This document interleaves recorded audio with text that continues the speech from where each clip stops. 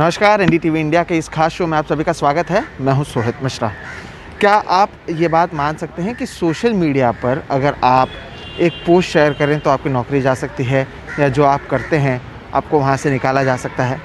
लेकिन ऐसा हुआ है मुंबई में, जैसे जहां पर आप देखते हैं कि लगातार शूट होती है, वहाँ पर ऐसी चीज़ें हुई हैं जहाँ पर बीजेपी के ख़िलाफ़ एक पोस्ट शेयर किया गया, जिसकी वजह से जो हमारे साथ किरण मानी जी हैं उन्हें उनके काम से हाथ गंवाना पड़ा। किरण मानी जी मराठी कलाकार हैं, काफ़ी प्रसिद्ध कलाकार हैं, और स्टार प्रवाह में आपकी एक शो आ रही थी जिसमें से आपको रातों रात निकाला गया। क्या हुआ है, पहले उसके बारे में आप बताएं। अभी पहले मैं शो के बारे में बताता हूँ। मैं मुलगी झाली हो नाम का शो है स्टार प्रवाह पे, तो मैं उसमें लीडिंग कैरेक्टर कर रहा हूँ, जो बहुत ही पॉपुलर है। कैरेक्टर भी पॉपुलर है और सीरियल भी बहुत पॉपुलर है। टीआरपी उसका बढ़िया है पहले से।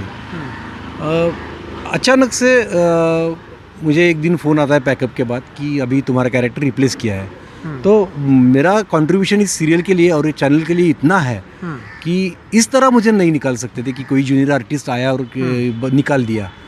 तो इस तरह ह्यूमिलेट करके तो नहीं निकाल सकते। वो ऐसा क्यों किया उन्होंने?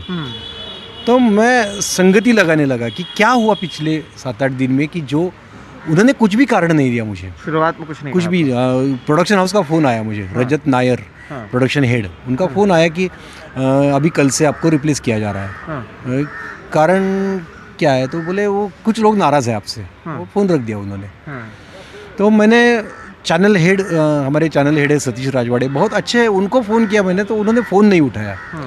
तो उसी चैनल में एक अभिजीत खाड़े चैनल में काम करते हैं, तो चैनल में वो क्रिएटिव है, तो उनको मैंने फ़ोन किया तो उन्होंने फ़ोन उठाया। मैं बोला कि अभी मुझे पता चला कि मुझे रिप्लेस किया गया है। तो वो बोले हाँ मुझे 2 दिन से पता है। तो मैं बोला रीज़न क्या है उसका? वो बोले किसी महिला ने कंप्लेंट की है, आप राजकीय पोस्ट फेसबुक पे सोशल मीडिया पे डालते हैं, राजनीतिक पोस्ट। तो उन्होंने फ़ोन रख दिया। तो मैं सोचने लगा अरे यार हाँ, वो कल परसों से मैं 4-5 दिन से बहुत ट्रोल हो रहा हूँ, मुझे धमकियाँ दी जा रही है कि आपको निकाल देंगे आपके शो से, हम देखते हैं हमारे खिलाफ बोलने का नतीजा देख। तो मैंने एक पोस्ट की। मैं हमेशा मेरी एक विचारधारा मानता हूँ, मैं किसी पक्ष के खिलाफ नहीं हूँ। आप अभी बोले कि भाजपा के खिलाफ, मैं एक विचारधारा के खिलाफ हूँ। वो पोस्ट क्या था, अगर उसके बारे में भी आप? हाँ, वो सब बताता हूँ मैं। तो मैं पहले से ही बहुत 2-3 साल से मेरी विचारधारा बताने वाली कुछ पोस्ट रहती है, जिसमें उससे लालित्यपूर्ण रहती है। पढ़ने में बहुत मज़ा आता है लोगों को, और तो मेरे फॉलोअर्स बहुत बढ़ गए। तो मैं हमारे संत तुकाराम है, विद्रोही तुकाराम, उनके कुछ अभंग लेके आज जो हमारे आसपास जो चल रहा है उसको रिलेट करके वो अभंग का मैं निरूपण करता था कि ये अभंग का अर्थ ये ज़माने में उन्होंने 400 साल पहले लिखा था, ये अभी कैसे रिलेट करते हैं हम। जो बाहर चल रहा है, जो अराजक चल रहा है, जो जातिवाद चल रहा है, जो धर्मभेद चल रहा है, तो उससे मैं बहुत ट्रोल होता था। तो हमारे खिलाफ है, तो हमारे पक्ष के खिलाफ है। तो मैं बोलता था, मैंने किसी पक्ष का नाम नहीं लिया, मैंने किसी नेता का नाम नहीं लिया। अब तो बहुत ट्रोल होता था, मैं निगलेक्ट करता था। ट्रोल बहुत, मुझे गालियाँ दी जाती थी। तो कलाकार जो होते हैं, तो ट्रोल होते हैं ना, तो डर जाते हैं कि नहीं बाबा हम ऐसे पोस्ट। तो मैं डरता नहीं था, मैं बिंदास पोस्ट कर देता था। बाद में फिर ट्रोल होता था। ये ट्रोलिंग का सिलसिला चल। लेकिन 8-10 दिन पहले 5 या 6 जनवरी को मैंने एक पोस्ट की। हमारे थिएटर में, मैं नाटक करता हूँ, नाटक का कलाकार हूँ मैं। हमारे नाटक के थिएटर में एक ऑडियंस भी हो या 2 लोग भी हो थिएटर में नाटक देखने के लिए जो आते हैं प्रेक्षक, तब भी हम ऐसा शो करते हैं कि मानो हाउसफुल हो, क्योंकि हमारे छाती में दम है। इतनी ही पोस्ट थी मेरी। तो भयानक पद्धति से ट्रोल किया जा। मैं बोला यार 4 साल से ऐसा ट्रोल नहीं हुआ मैं कि तू हमारे नेता के खिलाफ बोल रहा है, तू हमारे नेता के खिलाफ। ये कौन से नेता उनको लग रहा था, क्यों लग रहा था कि आप किसी नेता के? मैंने पूछा कि क्यों आपको ऐसा लग रहा है। वो बोले हमारे नेता की कल एक रैली थी, वो कैंसिल हो गई पंजाब में। हाँ, तो मेरा इंटेंशन ये देखिए, मैं जब पोस्ट करता हूँ, जब सरकास्टिक होती है तो आप समझ लीजिए। बिल्कुल। तो मैं नहीं बताता कि ये किसके बारे में थी। लेकिन उन्हें लगने लगा कि हमारे नेता के बारे में।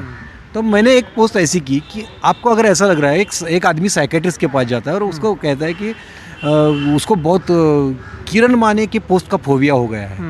तो साइकेट्रिस्ट बताता है उनका कुछ पोस्ट मुझे दिखाओ, तो ये पोस्ट वो दिखाता है साइकेट्रिस्ट। तो साइकेट्रिस्ट बोलता है इसमें तो किसी नेता का नाम नहीं है। नहीं हमारे नेता के बारे में है वो। तो साइकेट्रिस्ट बोलता है तेरा तू किससे नफरत करता है?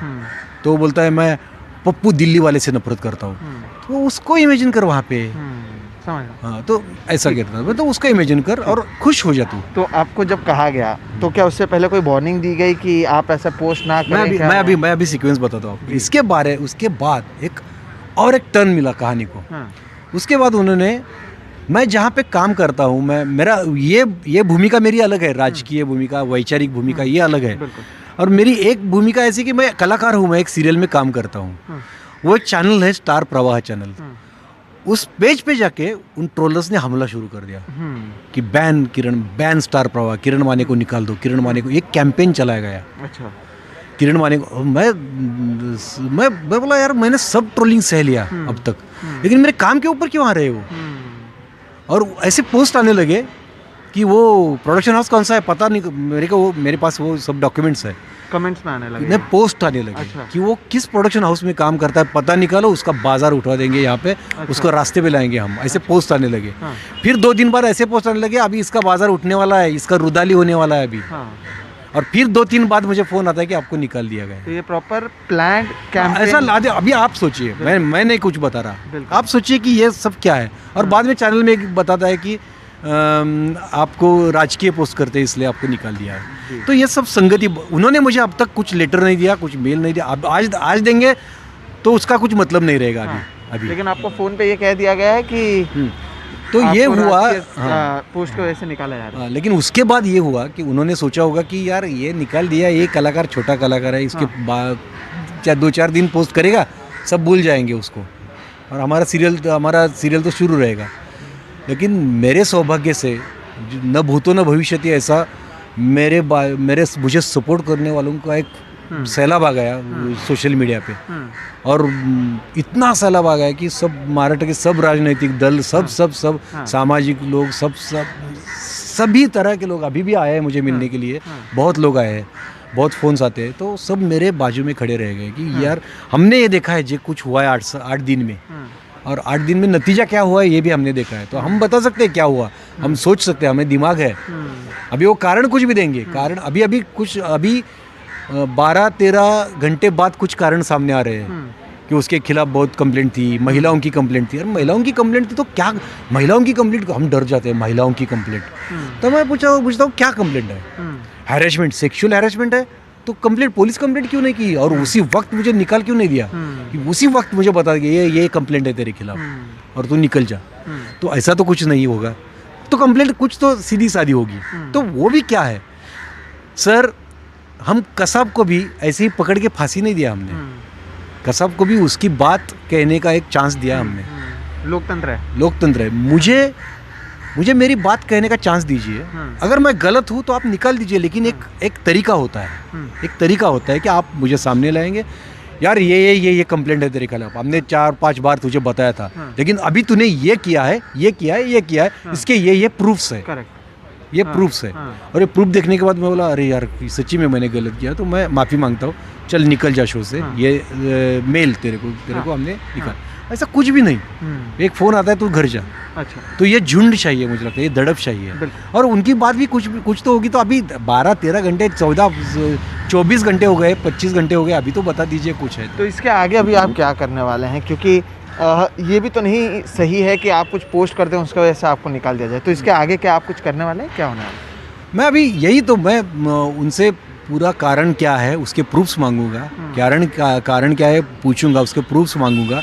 मैं मेरे प्रूफ्स उनके पास रखूंगा। बाद में जो कुछ भी फैसला होगा वो हम देखेंगे। अगर मैं गलत हूँ तो मैं बोलता हूँ कि ठीक है मैं निकल जाता हूँ, लेकिन सम्मान से निकालिए, ऐसा अपमान करके मत निकालिए। और अगर मैं गलत नहीं हूँ तो बाद में क्या करेंगे, लेकिन मैं न्याय खुद को न्याय दे के ही रहूँगा मैं। अगर मेरे पीछे कुछ लोग आ गए तो बहुत अच्छा है, नहीं आ गए तो मैं अकेला खड़ा रहूँगा। आज आपने मुलाकात भी की थी जो एनसीपी प्रमुख हैं शरद पवार, उनसे भी आपकी मुलाकात हुई, तो क्या इस पर आप लोगों में चर्चा हुई, क्या कुछ चर्चा हुई, क्या आप बता सकते हैं? हाँ, मैंने उनसे ये सब बातें कही, जो कुछ भी हुआ पिछले 8-10 दिनों में। क्या है कि महाराष्ट्र के सांस्कृतिक क्षेत्र का उन्हें सब कुछ मालूमात होने वाला एक में इंसान है और एक में राजनीतिज्ञ है शरद पवार। शरद पवार साहब को उनके जैसा कोई महाराष्ट्र में नेता नहीं है कि जो सांस्कृतिक क्षेत्र की सब जानकारी रखता है, कला क्षेत्र की या क्रीड़ा क्षेत्र की या साहित्य की सब जानकारी होने वाला और विचारी, विवेकी और वो क्या बोलते हैं हम, बुद्धिमान नेता है। तो संयमी है वो, तात्काल प्रतिक्रिया नहीं देता। तो उन्होंने उनको सब मैंने ध्यान से बताया कि ये शुरू हुआ, ये यहाँ तक गया और ऐसा हुआ। उनका आरोप ये है, उसके बारे में ये डॉक्यूमेंट्स है और ये मेरी बाजू है। अभी उन्होंने सब पढ़ लिया, सब बारकाई से पढ़ लिया। अभी वो निर्णय लेंगे, वो तय करेंगे। वो तत्काल तो नहीं बताएंगे, वो उनकी बाजू भी सुनेंगे और बाद में मुझे बुलाएंगे। फिर देखते हैं किसको न्याय मिलता है, क्या होता है। लेकिन आप ये लड़ाई आगे लेके जाने वाले हैं? लेके जाऊंगा, किस तरह से आगे मैं लेके जाऊंगा। यही मैं न्याय खुद को देके रहूँगा। ये झुंडशाही नहीं चलेगी। अगर मेरा काम पसंद नहीं है, अगर मेरे खिलाफ कोई किसी की शिकायत है, तो मुझे भी मेरी कुछ बात रखने के लिए मौका देना चाहिए। और मैं बोला ना कि कसब को भी हमने बात रखने का मौका दिया, तो मुझे बात रखने का मौका चाहिए। बिल्कुल, ऐसे आप निकाल नहीं सकते। झुंड चाहिए, दड़प चाहिए, ऐसे निकाल नहीं सकते। चल जा। और मेरा इस शो में कंट्रीब्यूशन क्या है पूरा महाराष्ट्र जानता है। तो मैं तो इतना गया गुजरा आदमी नहीं, कोई कल आपने बता दिया और मैं चला गया। मेरा शो में कंट्रीब्यूशन है, मेरा चैनल में कंट्रीब्यूशन है, मेरा वो सब कुछ इस शो में बहुत कुछ मेरा कंट्रीब्यूशन है। तो मुझे मेरी बात रखने का तो मौका दीजिए। बिल्कुल। तो कहीं ना कहीं अगर आप महाराष्ट्र से हैं तो आपको पता होगा मुलगी साली हो, ये काफ़ी पॉपुलर शो है। किरण माने काफ़ी पॉपुलर एक्टर हैं, लेकिन कहीं ना कहीं जिस तरह से आप देखेंगे कि एक पोस्ट की गई जिसे कुछ राजनीतिक पोस्ट कह रहे हैं, इनका कहना है कि इन्होंने अपनी तरफ से कटाक्ष किया, लेकिन उसके बाद जिस तरह से पहले ऑनलाइन ट्रोलिंग की गई, फिर उसके बाद मैनेजमेंट को लेकर ट्रोलिंग की गई और उसके बाद जिस तरह से इन्हें एक सीरियल से निकाल दिया गया, इसके बाद सवाल उठने लगे हैं। अब ये भी देखना अहम होगा कि इसमें आगे क्या कुछ होता है और जिस तरह से बार बार हम कहते हैं फ्रीडम टू एक्सप्रेस, जिस तरह से बार बार हम कहते हैं कि बोलने की आज़ादी है, तो जब इस तरह के हालात होते हैं तब बार बार यही सवाल उठता है कि क्या वाकई हमारे पास वो आज़ादी है या नहीं। क्योंकि वो वैसा होता तो इन्हें भी अपनी बात रखने की जगह दी जाती। इनका यही कहना है कि इन्हें जगह नहीं दी गई और इसलिए ये आप अपनी लड़ाई लड़ रहे हैं। बहरहाल अब इसमें आगे जो कुछ होगा इसकी भी जानकारी हम आपको देंगे, लेकिन इस तरह के हालात 2022 में भी होंगे ये शायद ही किसी ने सोचा होगा, वो भी महाराष्ट्र जैसे जगह पर, जिसे पुरोगामी महाराष्ट्र कहा जाता है। जब वहाँ पर इस तरह के हालात हैं तो यह आपको भी सोचने को मजबूर करते हैं कि आखिर अब कहाँ जा रहे हैं। बहरहाल फ़िलहाल इस वीडियो में इतना ही। मेरा नाम है सोहित मिश्रा, कैमरे के पीछे हैं प्रवीण जी रोहित। आप देख रहे हैं NDTV इंडिया। नमस्कार।